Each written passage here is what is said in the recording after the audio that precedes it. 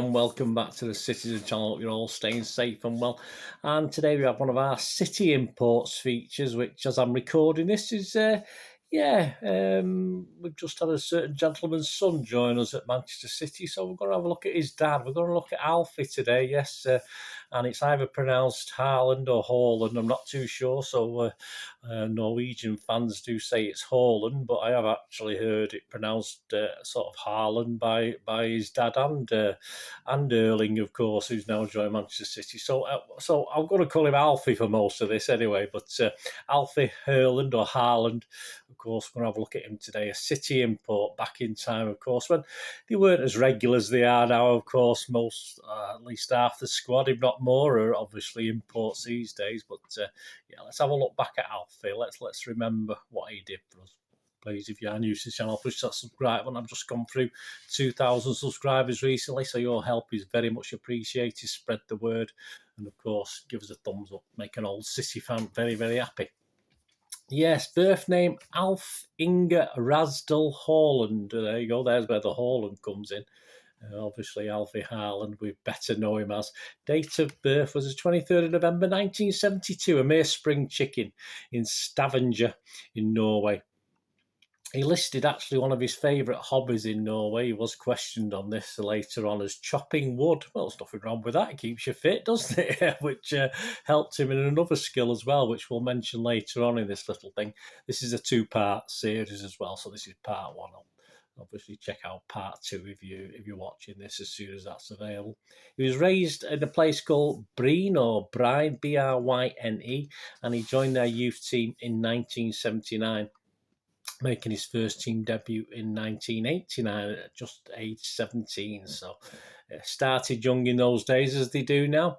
He joined Nottingham Forest, of course, after a protracted transfer effort. Attempts to sign Haaland started with Brian Clough in October 1992, but was completed under future City manager, of course, Frank Clark in December 1993.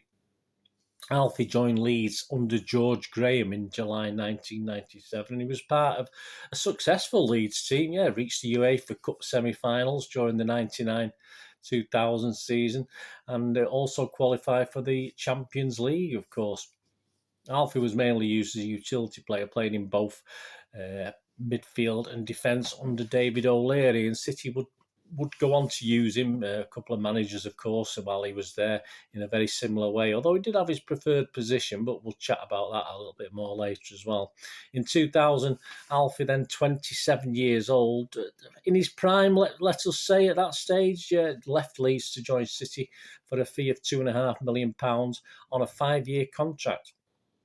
They were exciting times for us, of course, at City, or we thought so at the time. We were obviously still buzzing after that Blackburn promotion game, of course. And of course, Joe Royle would take us back into the Premiership. And we were confident. I think the fans were confident. We're always confident of surviving in the top division. And Joe Royle was stated that Alfie himself was his priority target for that close season. And he tried to sign him for Everton, but Leeds has got him first.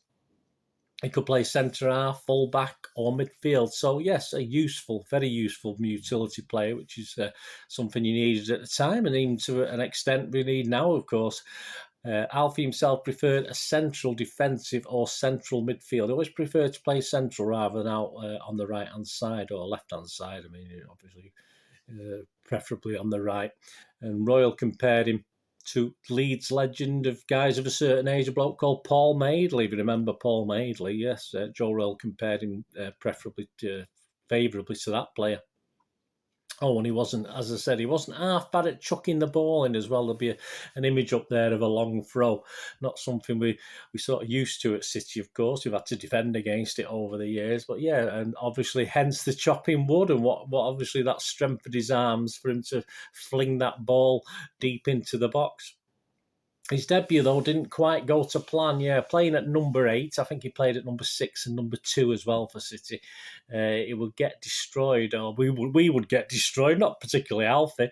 4-0 at Charlton in our first game of the season. Of course, Charlton's the one who were promoted with us the previous season. They went up as champions, of course, but that was a very depressing result, a very downtrodden City return from that game. Is it the Valley? Is it Charlton?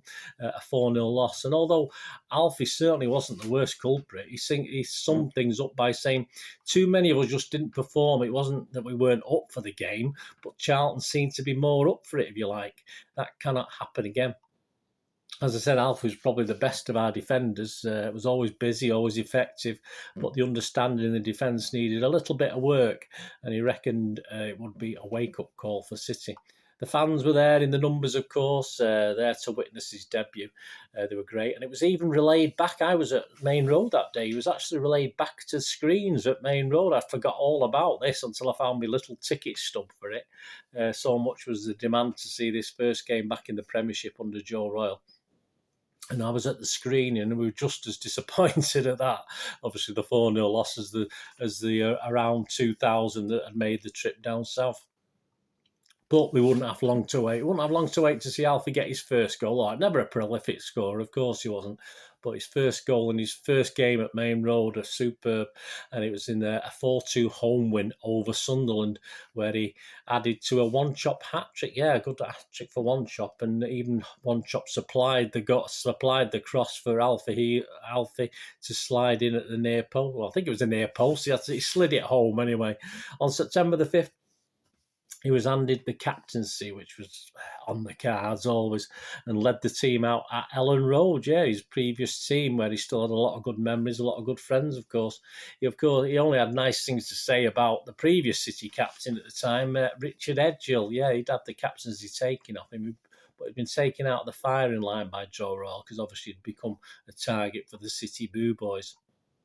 The Manchester Evening News themselves named Alfie Sports Personality of the Month for August in response to his early impact. As I say, all right, it wasn't great at Charlton, but it was showing what Joe Royle had invested in him for on and off the pitch as well as a character.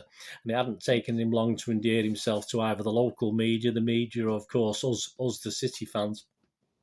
By October the 14th and the visit of Bradford, City were finding it hard going, were struggling, and Alfie wasn't going to be easy this season.